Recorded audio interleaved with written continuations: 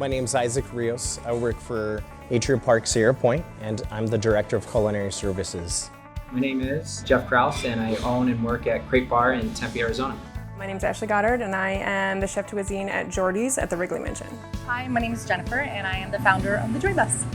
My cooks actually were the ones who kept telling me, hey, Chopped is coming to the Valley. And so my cooks literally took me to my office and made me sit down and fill it out. So I filled it out, and then lo and behold, I got chosen.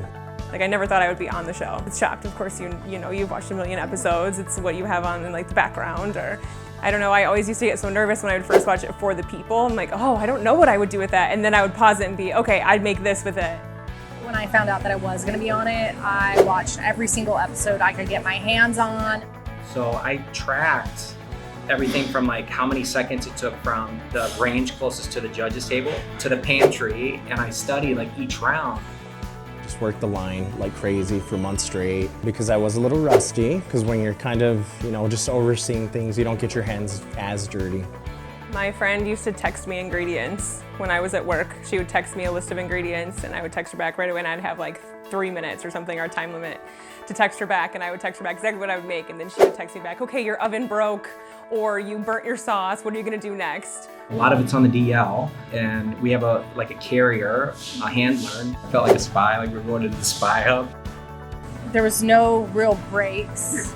Like I think we had like 2 or 3 like pee breaks throughout the entire day. She like has to announce when you go to the bathroom, and she has to announce all this stuff because they don't want you to see the ingredient. So every time you walked somewhere, you had to be announced the whole time. Just don't give me a fish or a mango. And so the second round I got a fish and totally freaked out, obviously, because I don't really eat that much fish. Somebody hates me. I was super confident when I got to the dessert round. I wasn't super confident that my other 2 dishes were strong enough for the actual win. They tried to get it out of me when I got back, but I couldn't tell anyone, so I just had to be like, yeah, I did all right. And I was super honest because I was like, it was a train wreck. Like, I looked like a freaking disaster. And I did. And they're like, you made it sound like you lost. I'm like, no, I told you I was a train wreck. What we do is we prepare and deliver free meals to homebound cancer patients. I started because of my friend Joy when she became ill with ovarian cancer. And so it's super cool. If you come in here on a Friday, you can see it all happen because we have local school kids who decorate the bags. And so this whole counter will be filled with those bags, and we'll have the meals in there, and then all the volunteers line up, and then each volunteer will grab a home or 2 and then go out to the patient's home and sit with them and just talk to them and give them food. So my theme was based around healthy and clean eating. So I had lost 100 pounds. I used to be like a 300+ pound guy. And so when we saw what was in the basket, we actually weren't shocked. They're like, oh yeah, I kind of figured. And then they make you kind of retake it like, okay, now do it with like a surprise face, like you're shocked. But we weren't shocked. My grandfather passed away that Thursday before I was leaving.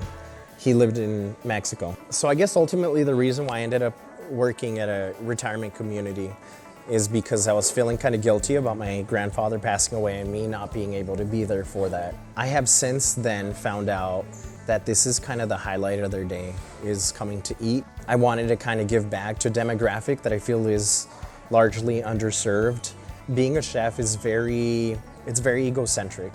It's about that instant gratification of, oh, somebody tried my food or my restaurant concept or whatever and they loved it. But I think at some point, most of us kind of feel like we need to give back in some way, shape, or form. I told them I wanted to be the next Jeffrey Zakarian in the most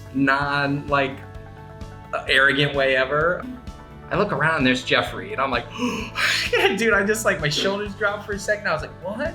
And I didn't even pay attention to Martha Stewart. And they're like, okay, let's redo this again. We had to do so many takes of things because I started laughing because I cannot apparently be a serious person when I'm supposed to be. And they're like, look angry at the camera. I'm like, but I'm not angry at the camera. Since the show, I left North and I got an awesome opportunity here at the Wrigley Mansion. I guess I learned that I just need to be confident in what I do every day. I guess I'm not, when it comes to being on TV, I'm just not that confident. I get super nervous and choked up, and so walking away, I just need to remember that I do this every day. It's what I love to do. I think I'm lucky enough to be one of the people that have found what they were meant to do every day.